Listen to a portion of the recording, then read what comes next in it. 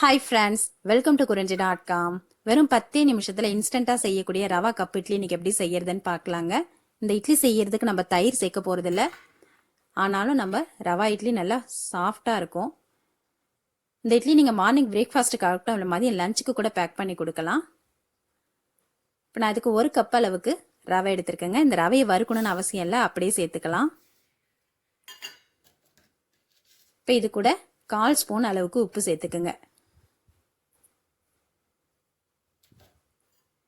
இப்போ 1 cup ரவைக்கு 1.5 1.25 cup வரைக்கும் தண்ணி தேவைப்படும். முதல்ல 1 கப் அளவுக்கு தண்ணி சேர்த்து நல்லா கலந்து விட்டுடலாம்.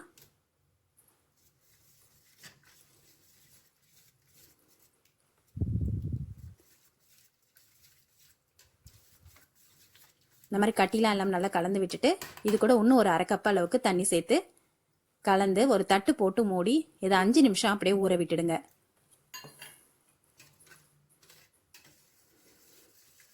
இப்போ இந்த ரவை நல்லா ஊற ஊற இந்த தண்ணிலாம் இழுத்துட்டு நல்லா நமக்கு திக்காயிடும்.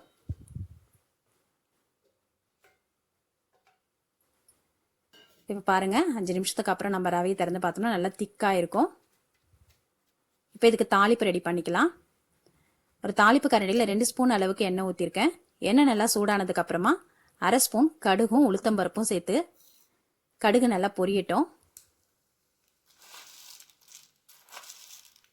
இப்போ இது கூட 1 ஸ்பூன் கடலைப்பருப்பு சேர்த்துக்கலாம்.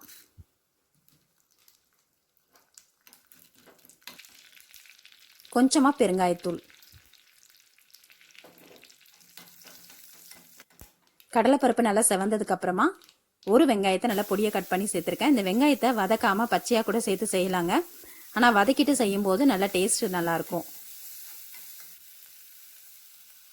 இப்போ உங்கள் காரத்துக்கு தேவையான அளவுக்கு ஒரு 2 3 பச்சை மிளகாய் நல்லா பொடி பொடியாக கட் பண்ணி சேர்த்துக்குங்க.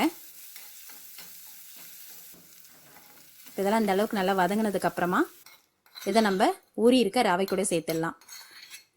இதில் நான் கேரட்டு சேர்க்க போகிறேன். கேரட்டை வதக்க வேண்டாங்க, அப்படியே சேர்த்துக்கலாம். ஒரு பாதி கேரட்டை இந்த மாதிரி திருவி சேர்த்துக்குங்க. இப்போ இது கூட கொஞ்சமாக மல்லித்தழையும் சேர்த்து நல்லா கலந்து விட்டுடலாம்.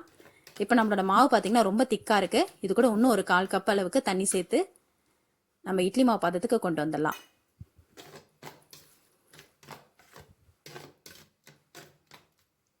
இப்போ இது கூட நம்ம தயிருக்கு பதிலாக ஈனோ சால்ட் சேர்க்க போகிறோம். இப்போ இது பார்த்தீங்கன்னா எல்லா கடையிலுமே கிடைக்குது. இதில் 1 ஸ்பூன் அளவுக்கு சேர்த்துக்கிட்டோம்னா நம்ம இன்ஸ்டண்ட்டாக செய்யக்கூடிய இந்த ரவா இட்லி நல்லா சாஃப்டாக இருக்கும். இது கூட கொஞ்சமாக தண்ணி சேர்த்து கலந்து விடும்போது இது நல்லா பொங்கி வருது பாருங்கள்.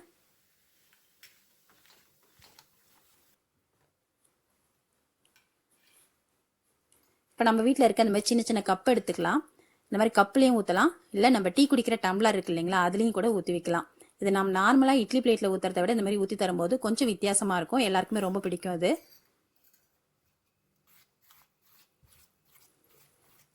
இப்போ இந்த கிண்ணத்தில் அடியில் ஒரு முந்திரி பருப்பு வச்சிடலாம். இது நம்ம இந்த இட்லியை வேக வச்சு எடுக்கும்போது பார்க்குறதுக்கு ரொம்ப அழகாக இருக்கும். நம்ம திருகி வச்சிருக்க கேரட்டையும் கொஞ்சமாக தூவி விட்டுக்கலாம்.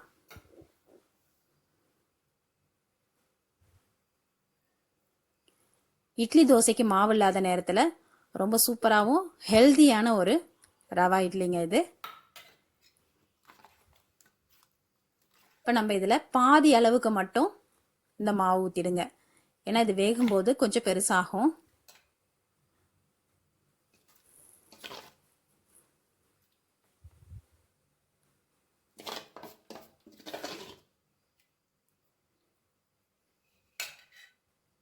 இப்போ இந்த மாதிரி மாவு ஊற்றி ரெடி பண்ணியாச்சு.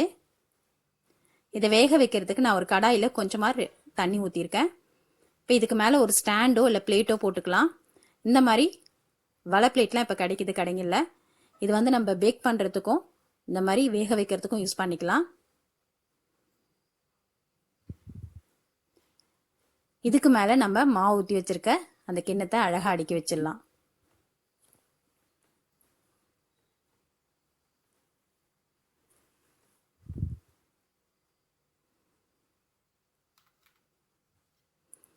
இப்போ இதை ஒரு தட்டு போட்டு மூடி நல்லா ஒரு 5 நிமிஷம் வேக விடுங்க.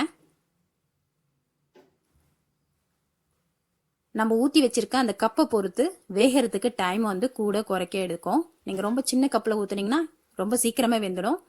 கொஞ்சம் பெரிய கப்பில் ஊற்றுனீங்கன்னா வேகிறதுக்கு கொஞ்சம் டைம் எடுக்கும், அவ்வளோதான். இந்த மாதிரி ஒரு டூத்பிக் வச்சு குத்தி பாருங்க. இப்போ நல்லா வெந்திருக்கு நம்மளோட இட்லி. இதை வெளியே எடுத்து ஒரு 2 செகண்ட் நல்லா ஆற விட்டுடுங்க.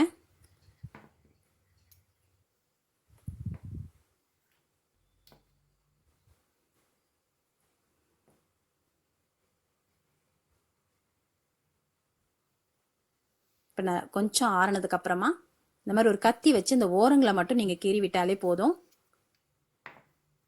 இந்த இட்லி பார்த்தீங்கன்னா கப்பை விட்டு அழகாக வந்துடும்.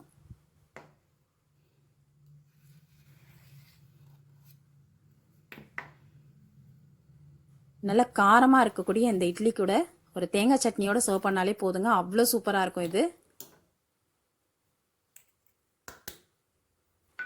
எப்பயும் நம்ம ரவையில் ஒரே மாதிரி உப்புமா கிச்சடி இந்த மாதிரி செஞ்சு தரதை விட இந்த மாதிரி வித்தியாசமாக செஞ்சு தரும்போது சாப்பிட்றவங்களுக்கும் ரொம்ப பிடிக்கும்,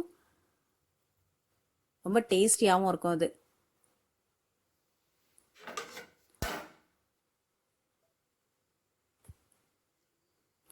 நல்லா சாஃப்டான நம்மளோட ரவா இட்லி ரெடி.